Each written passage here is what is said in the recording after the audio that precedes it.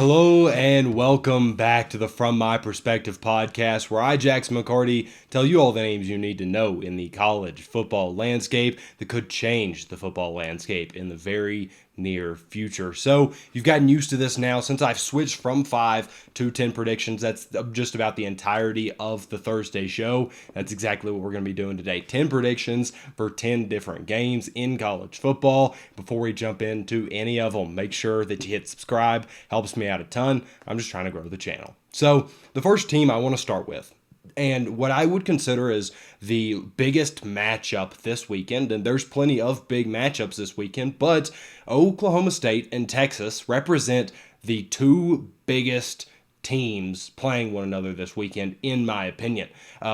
If you watched the last episode, you know that I thought that Spencer Sanders, had he been fully healthy, probably would have beaten TCU. Obviously, I'm not here to make those kinds of predictions, nor, say that Oklahoma is the better team because they weren't on the day. But Texas, they've gotten a lot of momentum. They went close against Bama.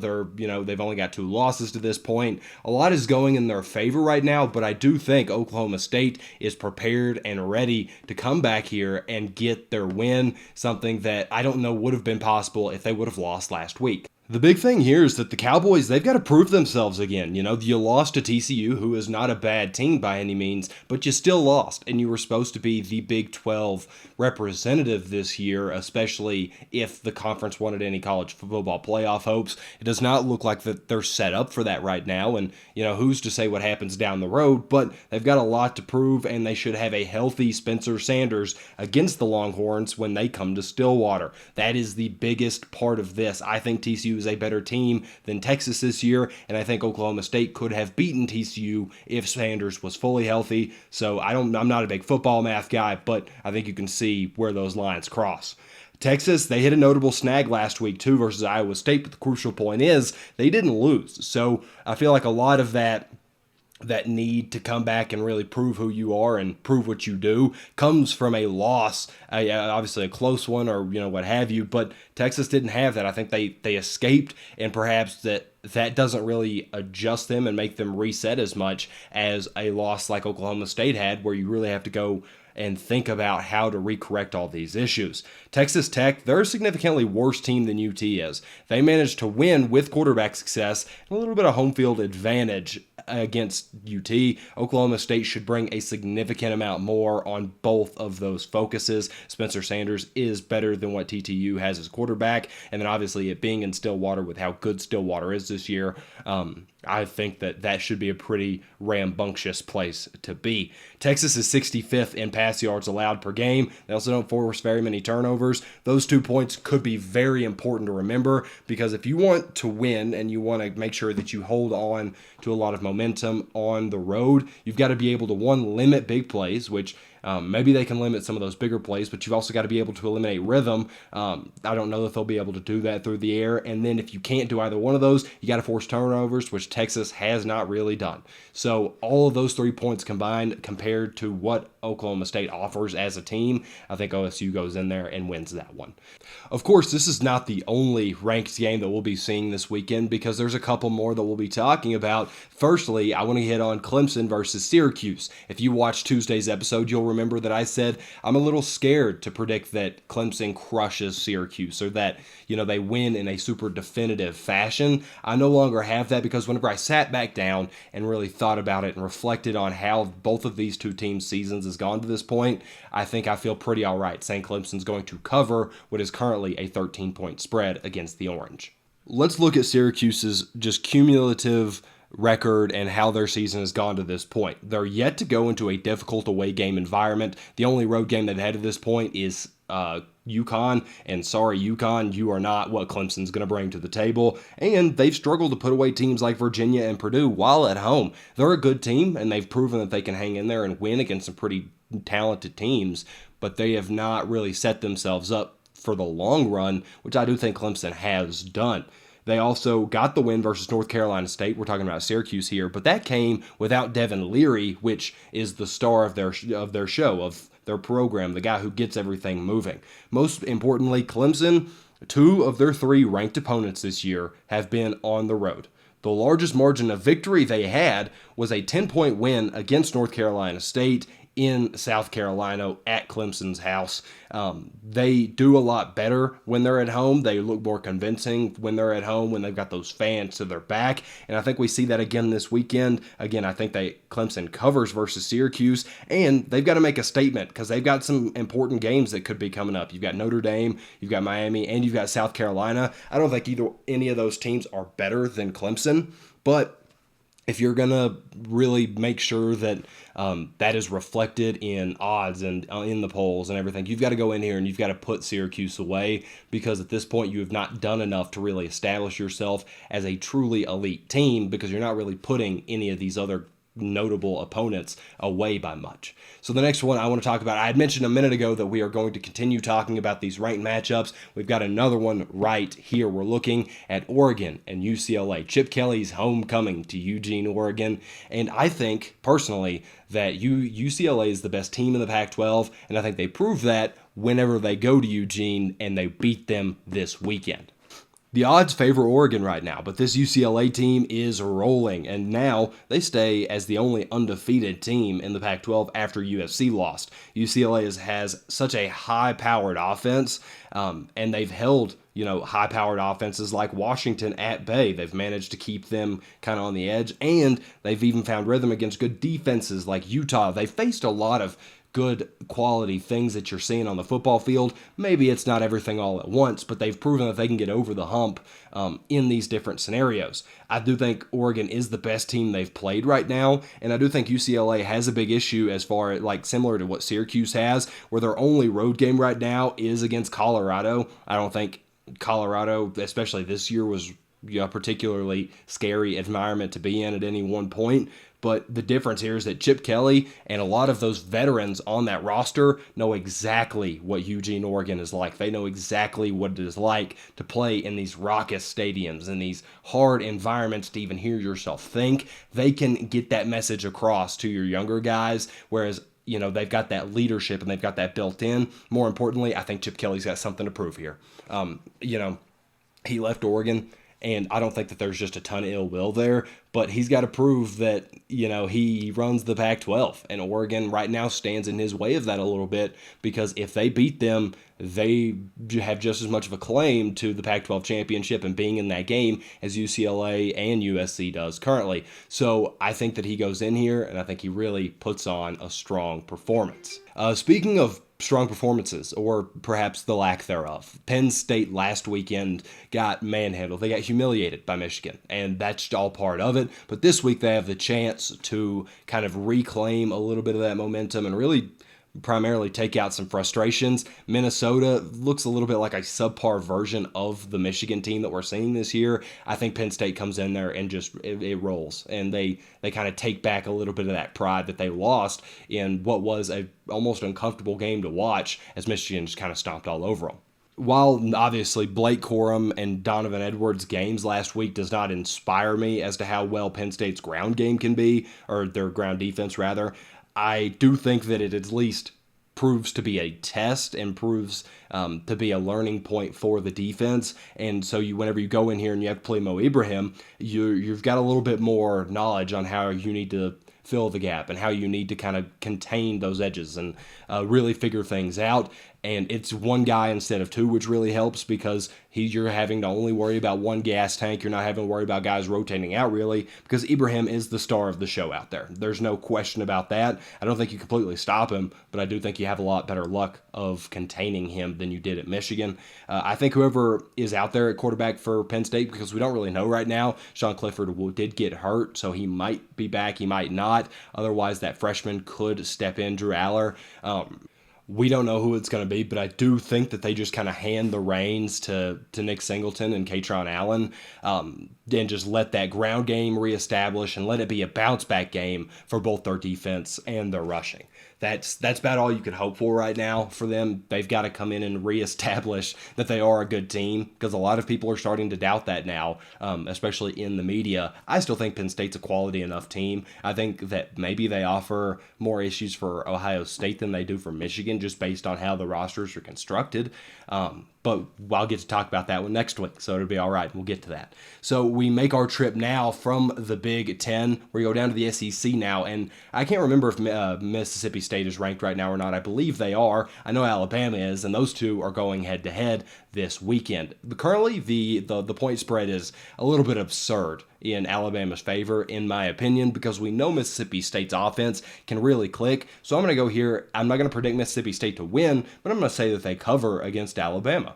You're looking at a 21-point spread in Alabama's favor. I do think that with Bryce Young being healthy, or at least closer to healthy than we saw him against Tennessee, you're pretty much, I don't want to say guaranteed the win, but it's pretty strong insurance that you're going to go out there and win this game. The Bulldogs, they have to prove that that game against Kentucky was a fluke. They only had 17. They have to make sure that everybody knows it wasn't the bubble bursting, if you will, and that somebody figured out how to, really destroy that Mike Leach offense in the middle of the season. They have to go out here and prove that that's not the case. And luckily for them, Alabama's secondary is a room full of stars that are not playing like it right now. You've got a lot of talented guys back there in the secondary, but you wouldn't think it just by watching them. They have not really figured out how to play team ball yet, and Tennessee really showed that. And granted, Tennessee is a phenomenal offense, and Will Rogers is not on Hendon Hooker's level, but he is in a scheme engineered to air that ball out.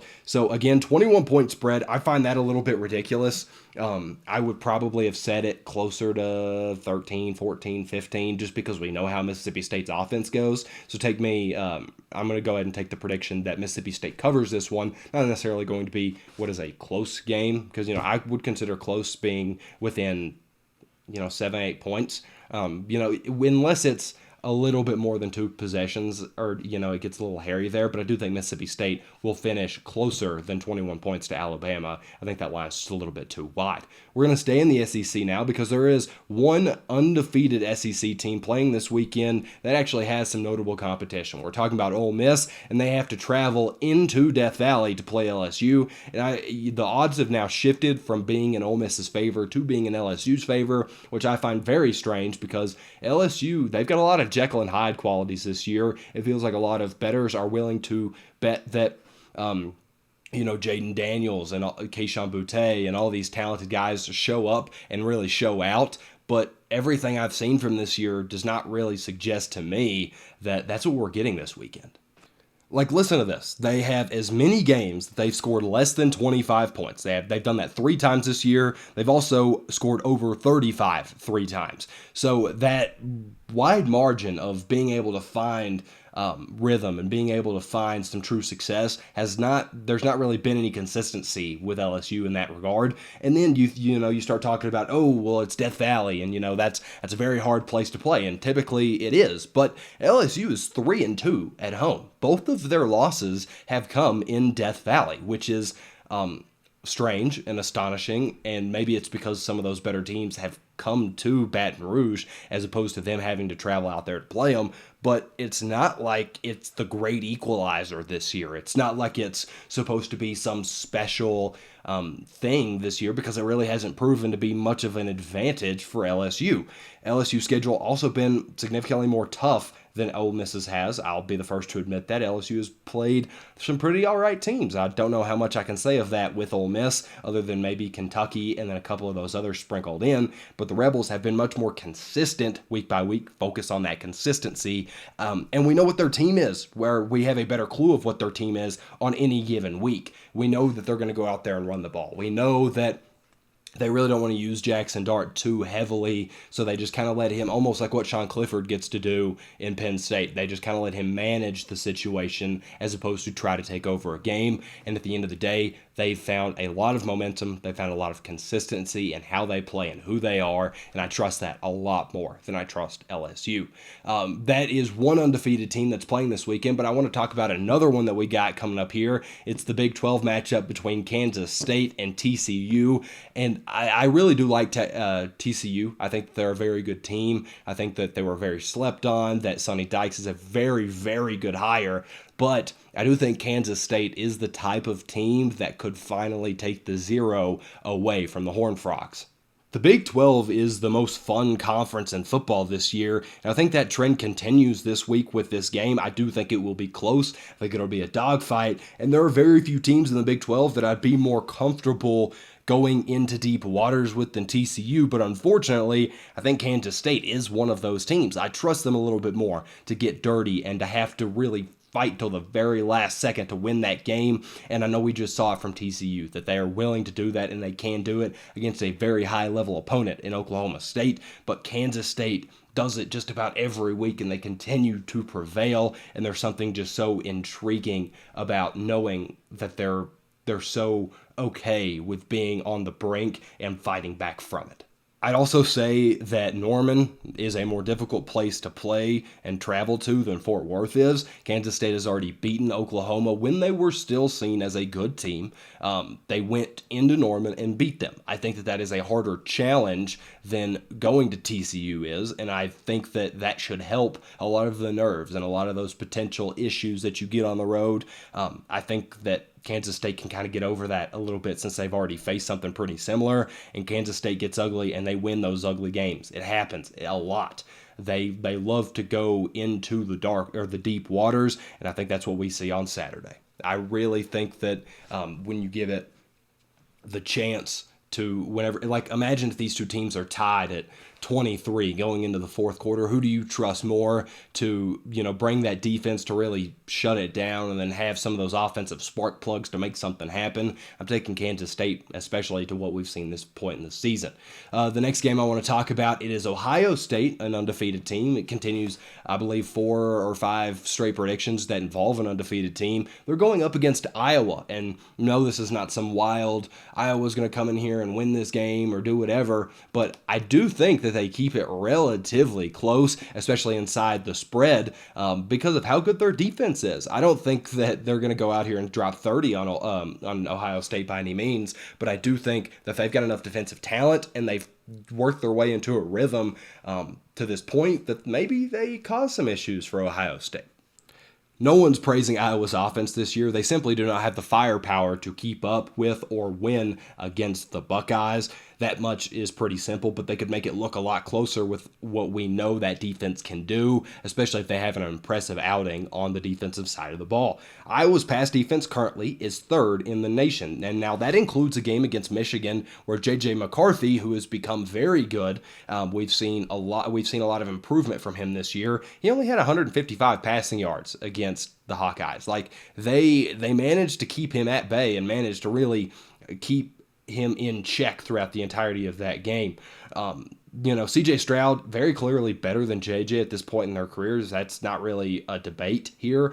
But my sticking point here is that Ohio State rather, are 29-point favorites. Iowa has allowed more than 20 points once this year. It was that Michigan game where Michigan scored 27. They've allowed more than 11 points once. Again, that 27-point game, it's been 10 points or fewer that they've allowed, and then that 127-point game against Michigan. I don't know that Ohio State's getting to 30, so betting that they're the 29-point favorites and betting in their favor here doesn't make a whole lot of sense to me. And I think you can kind of understand that.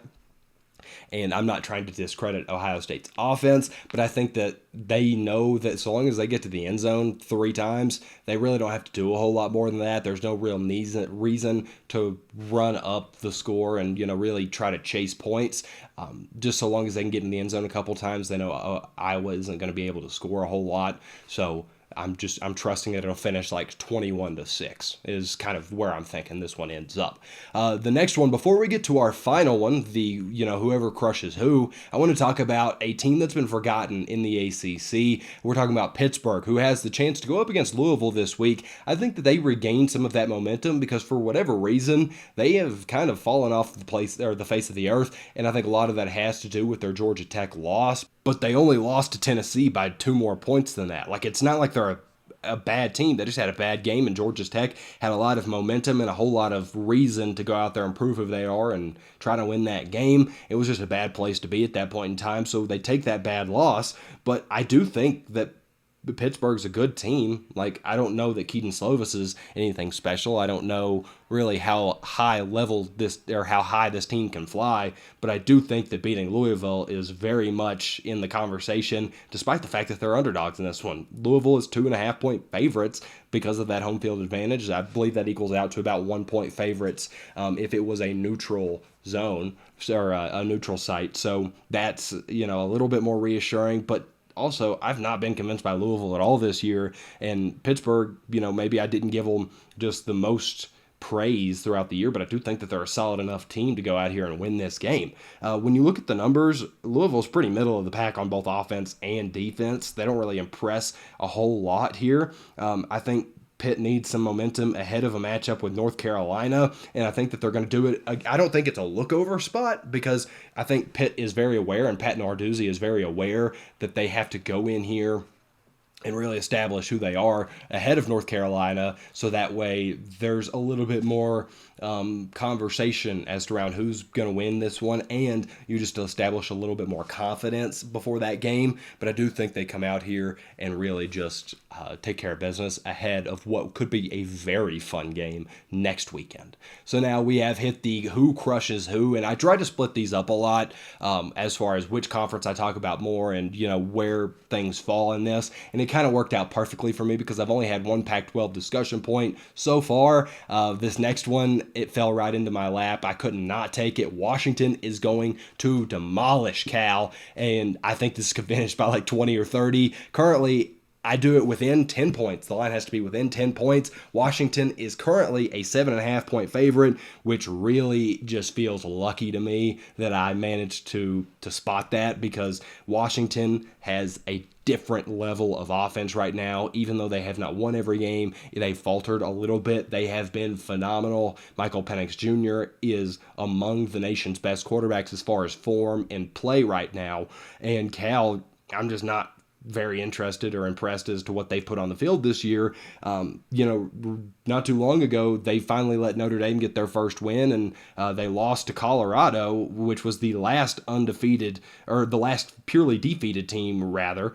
So I don't understand why that line is so close. At the end of the day, I think Washington might win this game by 30 points. That doesn't really contribute into the prediction. That's just kind of what I'm thinking here. If it's anything above 20, I count it as being, crushed in this one. I do think Washington comes out here and does exactly that.